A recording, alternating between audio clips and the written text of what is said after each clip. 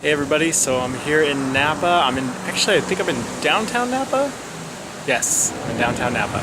I just got all showered up and I'm ready to go. So we're gonna hit the street and see what buildings we can find, and I can tell you already from just driving in here, it's pretty beautiful.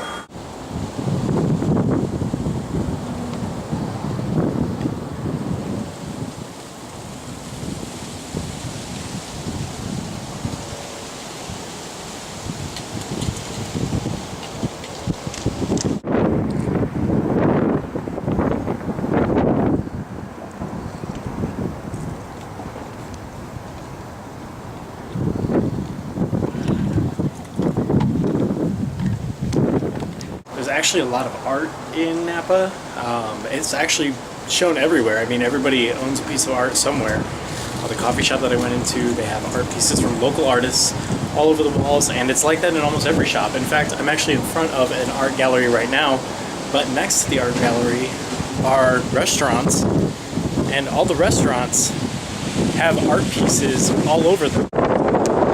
This chair is of wall art. This is just an alleyway. This isn't even a main street, it's just an alley. Riverside in Napa, and that building right there is a 3-story restaurant. There's restaurants on top, and then the bottom is a bar. So at night, that's what I'm told is one of the top places to go to if you're local in Napa. So I've discovered something pretty cool. If you thought the Eiffel Tower was only in France, you'd be wrong. There is one in Napa. Those are flags, I don't know if you can see. I can't get a better shot. There's like trees everywhere, but there we go.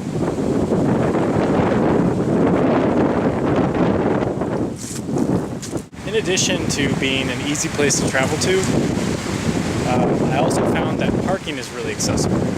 There are parking garages everywhere. They're free, and they're usually for 3 hours of parking, so in any given area. So everywhere you go, there's always a 3-hour parking garage, and they're usually really empty. It could be that it's just because it's, fall, but the locals tell me that it's usually not that full. They can usually find a spot, and everything's really accessible to them. So I think that's great. I mean, how many cities have you gone and visited where you get free 3-hour parking? So like I said before, there's literally art everywhere. On the side of this building right here, a giant mural showing the riverfront area. So this is the Napa Valley Opera House, and apparently the Opera House on the last Tuesday of every month has a show or some kind of feature, and it's for $7. Tell me that's not affordable. Classic black and white films are shown here on those days. It's a beautiful building. So this is what she meant by the scenery. This is the riverfront from a different angle, and it's just nothing but hillsides just surrounding you everywhere. It's absolutely beautiful. And there's the restaurant, Fish Story, that she had mentioned earlier.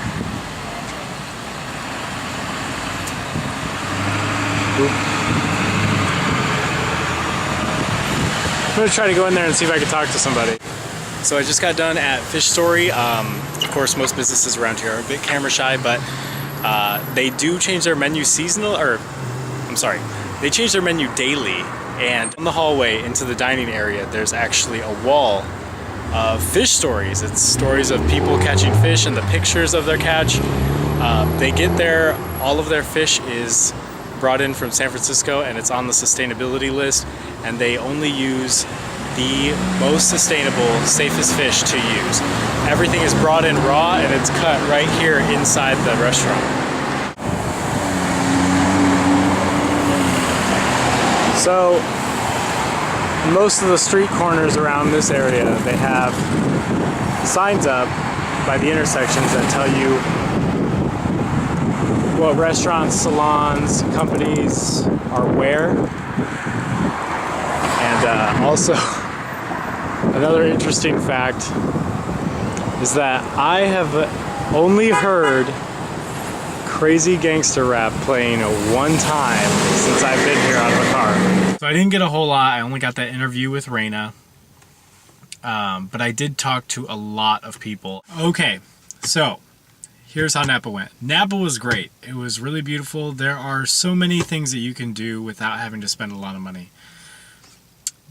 I mean, most people aren't willing to sleep out of their cars like I am, or, you know, stay in a hostel, even camp out.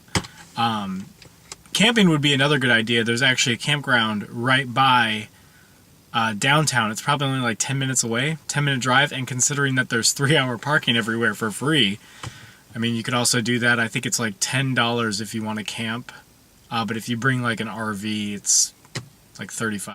This community is very artsy. Even in the downtown area, there's sculptural art lining the walkways, lining the streets.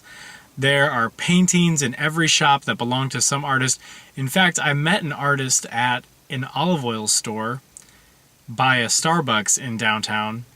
Actually, I'm sure he'd appreciate it if I showed you his card. He does great work. I actually saw his studio where he does his art. Very impressed. Check him out.